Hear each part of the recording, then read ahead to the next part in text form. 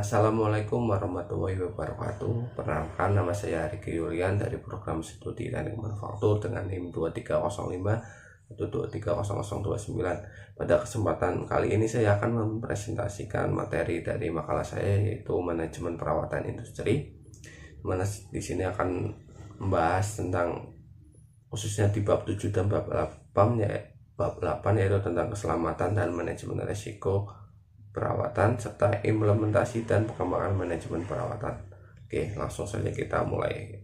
Nah, di slide pertama ini kita membahas tentang K3, yaitu keselamatan dan kesehatan kerja dalam dunia maintenance. Jadi K3 itu bukan hanya sekedar aturan formalitas. K3 adalah investasi ketika kita menjaga keselamatan pekerja. Kita juga mencegah kecelakaan kerja yang bisa mengancam produksi. Di Indonesia sendiri, K3 sudah diatur di Undang-Undang Nomor 1 Tahun 1970 dan Peraturan Pemerintah Nomor 50 Tahun 2012. Nah, ada dua prosedur penting yang wajib dijalankan saat maintenance. Yang pertama itu ada LOTO, kemudian yang kedua ada ergonomi, di mana LOTO ini adalah sebelum kita menyentuh mesin untuk diperbaiki, semua sumber energinya harus dimatikan dan dikunci dahulu supaya mesin tidak menyala tiba-tiba. Kemudian yang kedua ada ergonomi, di mana posisi kerja kita itu diatur agar tidak mencederai pekerja akibat gerakan yang salah ataupun posisi yang salah. Nah, kemudian di sebelah kanan itu ini ada 4 komponen utama dalam sistem K3. Yang pertama ada identifikasi bahaya, kemudian penilaian risiko, yang ketiga pengendalian risiko, dan monitoring dan review. Keempat ini harus berjalan bersama-sama agar sistem K3 berjalan dengan baik. Kemudian kita lanjut ke slide berikutnya. Nah, sekarang kita masuk ke slide identifikasi bahaya. Ada metode yang namanya HIRAS, singkatan dari hazard identifikasi, risk assessment, dan risk control. Metode ini terbukti bisa mengurangi insiden kecelakaan hingga 40% di dunia manufaktur, industri manufaktur khususnya. Nah, di slide ini kita bisa dilihat ada 5 kategori yang sering kita temui. Kategori bahaya yang pertama adalah bahaya fisik, kemudian bahaya kimia, yang ketiga ada bahaya ekonomi, keempat bahaya listrik, dan yang kelima ada bahaya ketinggian.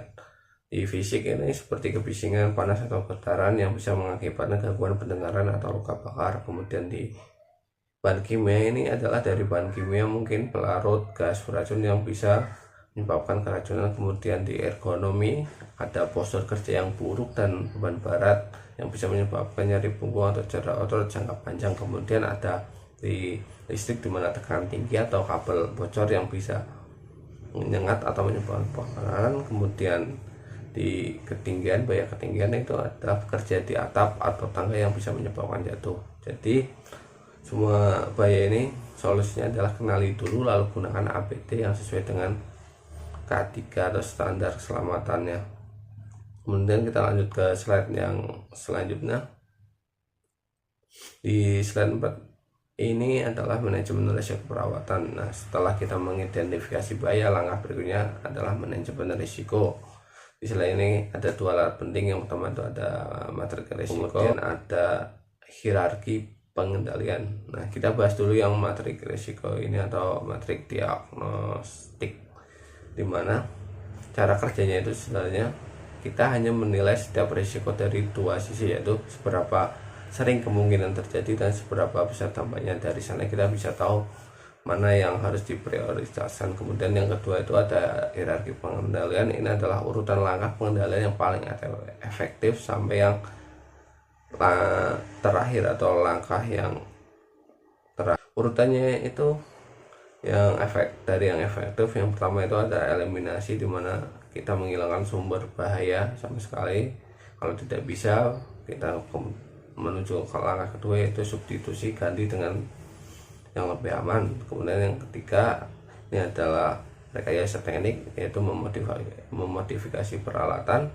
Kemudian yang keempat ada administratif, yaitu buat rotasi kerja atau pelatihan. Dan juga yang terakhir itu yang sebagai pertahanan terakhir ada APD. Kemudian kita lanjut ke slide yang kelima. Nah, di sini itu ada RCA dan failure analysis. Nah, meskipun sudah ada pencegahan kecelakaan atau kerusakan tetap bisa terjadi. Nah, kalau sudah terjadi kita perlu tahu penyebab utamanya, supaya tidak terulang lagi. Nah, di sini fungsinya RCA. Ada 6 metode RCA yang umum digunakan. Yang paling sederhana adalah 5W, yaitu kita tanya mengapa sebanyak 5 kali sampai kita menemukan akar masalahnya. Kemudian juga ada metode Wishbone atau Ishikawa, di mana ini adalah visualisasi penyebab dari 6 arah, dari man, machine, method, material, measurement, dan nature. Kemudian untuk masalah yang lebih kompleks dan itu ada beberapa metode yang pertama ada fault tree analysis dan event tree analysis. Keduanya ini menggunakan diagram logika. Kemudian ada body analysis, itu menggabungkan keduanya dalam satu diagram dari ancaman ke kejadian lalu ke dampaknya. Kemudian yang terakhir ada failure analysis, di mana investigasi teknis mendalam lewat pemeriksaan fisik, material, dan data operasional mesin. Nah, pada slide selanjutnya ini adalah slide terakhir dari bab 7 ya teman-teman, yang mana membahas tentang green maintenance dan tingkat kematangan budaya K3. Nah, green maintenance sendiri ini berarti kita mengintegrasikan prinsip keberlanjutan dalam setiap kegiatan perawatan. 3 pilar utamanya adalah ekonomi, lingkungan, dan sosial. Contoh nyatanya adalah dengan predictive maintenance yang baik, kita bisa mengurangi pemborosan material hingga 25%. Limbah pun harus dikelola dengan hierarki, yaitu cegah dulu, lalu kemudian recycle, baru dibuang. Nah, kemudian kita bahas tentang tingkat kematangan budaya K3.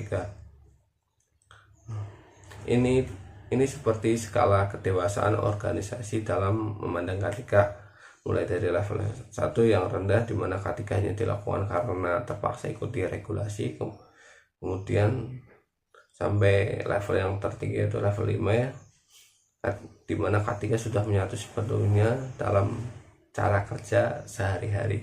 Nah, tujuan kita itu tentu saja itu menuju ke level 5, di mana K3 sudah dilakukan dalam pekerjaan sehari-hari atau menyatu.